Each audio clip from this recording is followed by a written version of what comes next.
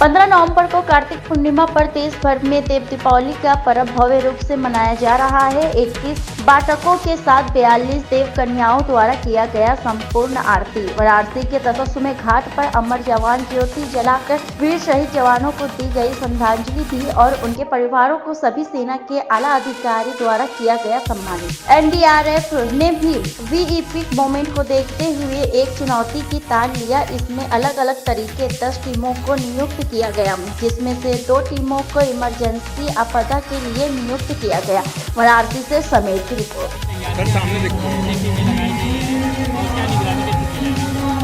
देखिए, हर वर्ष के बाद इस बार भी काशी में देव दीपावली का उत्सव बहुत ही हर्षोल्लास के साथ मनाया जा रहा है और यह सौभाग्य की बात है कि आज इस अवसर पर हमारे साथ हमारे देश के राष्ट्रपति महोदय साथ ही अन्य विभूतियाँ भी यहाँ पर तैनात हैं।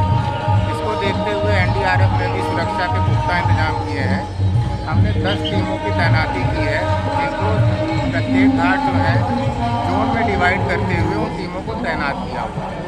सभी टीमें जो हैं हमारे विशेष जो उपकरण होते हैं धूप से बचने के लिए, लोग जो नदी में हैं उससे बचाव करने के लिए FWR इक्विपमेंट्स हैं, उनके साथ तैनाती हालत है। इसके अलावा 2 टीम हमने रिजर्व भी रखी हुई है।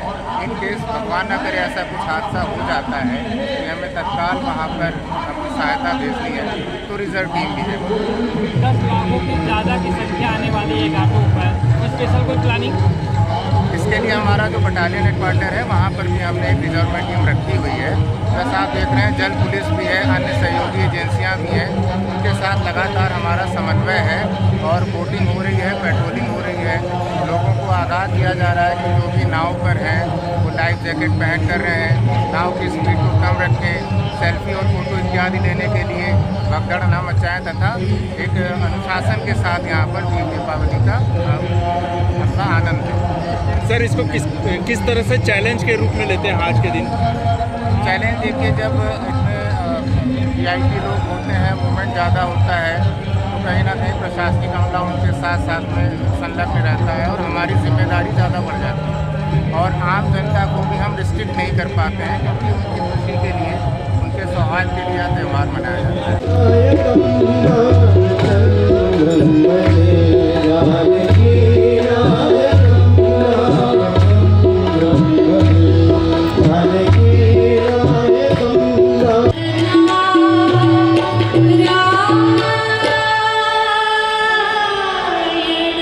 अब तक मैं ब्रज वृंदावन में ही कार्तिक पूर्णिमा महोत्सव मनाता रहा।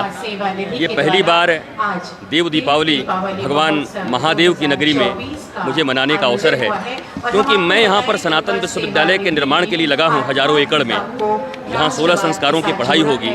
और आज ये देव दीपावली पहले भी मनाई जाती थी, पर बाह्य स्वरूप इतना दिव्य और विहंगम है।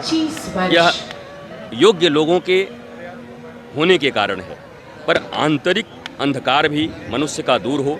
जैसे देव दीपावली में दीपक जल रहे हैं, वैसे ही ये ज्ञान दीप जले और भारत से अज्ञानता का अंधकार दूर हो।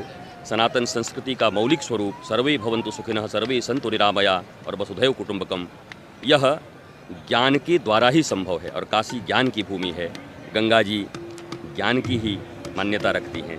तो ये अद्भुत अवसर है, शब्दों में नहीं बता सकते, पर ये कह सकते हैं आकर मेरा हृदय और रोम रोम भी जागृत हो गया। यहाँ पर बहुत आनंद हो रहा है। समय पर इसी गंगा को भी चैलेंज के रूप में भी लोग दे देते हैं और सनातन को भी चैलेंज दे देते हैं, क्या कहेंगे इस मन से? अब देखिए, कोई सतयुग से चला आ रहा है। सतयुग में भी चैलेंज होते थे, त्रेता में भी होते थे, द्वापर में भी होते थे, अभी भी होते हैं। तो चैलेंज देना, गंगा जी को चैलेंज देना, सनातन को चैलेंज देना, वो उनका काम है। पर सनातनी और श्रेष्ठ लोग, विद्वान महापुरुष लोग सनातन की रक्षा कर रहे हैं।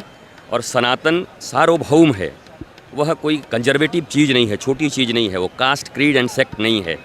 जो वसुधैव कुटुम्बकम की उद्घोषणा करता है, बताइए विश्व में ऐसी कोई अगर संस्कृति हो जो कहती हो वसुधैव कुटुम्बकम, पूरी वसुधा हमारी कुटुंब है, सर्वे भवन्तु सुखिनः, सबके सुख की कामना करने वाली।